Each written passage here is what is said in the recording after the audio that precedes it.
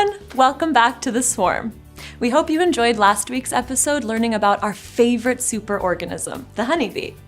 This week, we want to journey back to look at the history of climate science. Climate science has been around for a while. The majority of people on the planet have an understanding, but why do more people not pay attention? We understand that there is big money in fossil fuels. They pay a lot of money to prevent their profits from diminishing.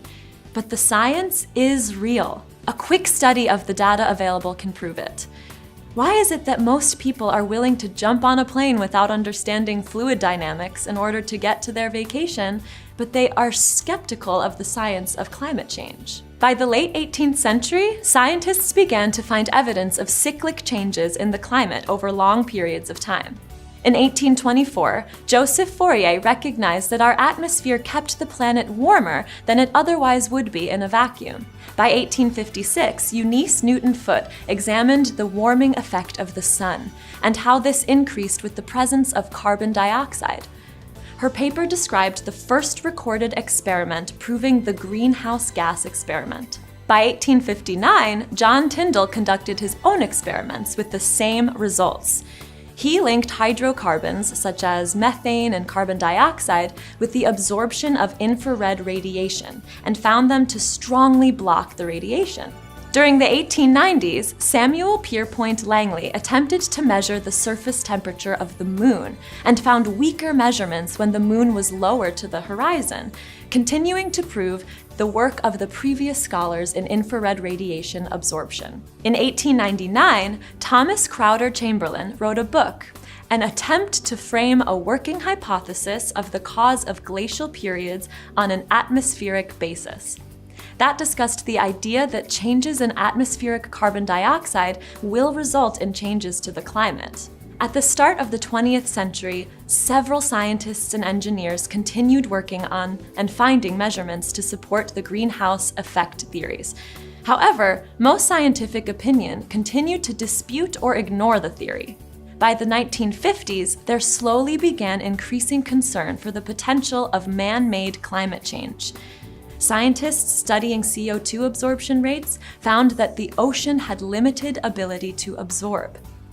The 1960s found evidence in deep sea cores and corals that our climate system was sensitive to small carbon changes and could easily transition from a stable state. In 1969, NATO had planned to examine climate change by establishing a center for research in the area of the greenhouse effect, among others. 1970 brought the first United Nations Conference on the Human Environment, and later that decade, a shift in academic literature that predicted global warming far in excess of global cooling. The first World Climate Conference was held in Geneva in 1979 and concluded that it was plausible that an increase of atmospheric carbon would contribute to global warming, be detectable at the end of the century, and significant by the middle of next century. A U.S. National Research Council report concluded similar findings that if atmospheric carbon was doubled, then global temperatures would increase between 2 and 3.5 degrees Celsius, and there were no physical effects that could reverse the estimated global warming. Finally, by the 1980s, a consensus began to form as the scientific community rallied around climate science.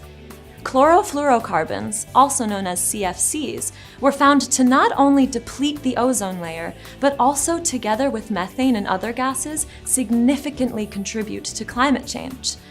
The Montreal Protocol in 1987 was an international treaty to protect the ozone layer by phasing out these harmful substances before entering into force in 1989. Today, it is the voice of our youth that are leading the fight against climate change. They realize the truth behind the science and have come together to protest the lack of government action in combating man-made climate change. NASA has compared temperature anomalies from various reputable sources and shown a trending increase over the last 140 years. Since the 80s, most of us have been alive to witness more and more scientists show concern for the effects of man-made climate change. And while there is yet to be complete agreement on climate science, there have been enough experts to let us know we need to act now to protect our future. Even those who deny climate science cannot deny that our resources will eventually run out, nor the pollution that is caused from the fossil fuels. So, why would we wait to transition to a sustainable lifestyle? Thanks for joining us. We hope you enjoyed finding out about how we came to understand climate science. Tell us anything we missed in the comments.